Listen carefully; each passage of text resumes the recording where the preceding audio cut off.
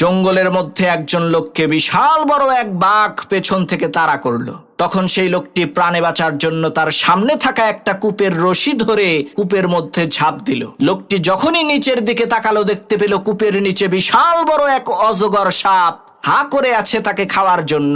এমন সময় সাদা রঙের একটা ইঁদুর আর কালো রঙের একটা ইঁদুর কূপের সেই রশিটাকে কুটকুট করে আস্তে আস্তে কেটে দিচ্ছে। যেই রশিটা ধরে সেই লোকটি ঝুলে আছে, হঠাৎ করে সেই লোকটি দেখতে পেল কূপের মধ্যে মধুর চাক। লোকটি তার হাতের আঙ্গুল দিয়ে সামান্য একটু মধু এনে তার জিহ্বার মধ্যে দিল।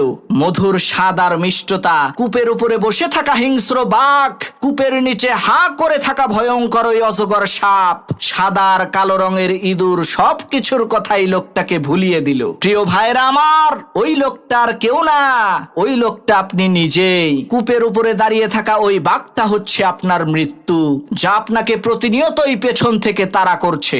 আর নিচে বসে থাকা ভয়ঙ্কর ওই অজগর সাপ হচ্ছে আপনার কবর, যেখানে অবশ্যই আপনাকে যেতে হবে। আর যেই রশিটা ধরে ঝুলে আছেন, সেই রশিটা হচ্ছে আপনার হায়াত। সাদা রঙের আর কালো রঙের যেই দুইটা ইঁদুর কুটকুট করে আপনার হায়াতের রশিকে কেটে দিচ্ছে, সেই দুইটা ইঁদুর হলো দিন আর রাত। আর এত বিপদে থাকার পরেও আপনি যেই মধুটুকু খাচ্ছেন, সেটা হচ্ছে দুনিয়া। এই মুহূর্তে যেখানে আপনি ডুবে আছেন।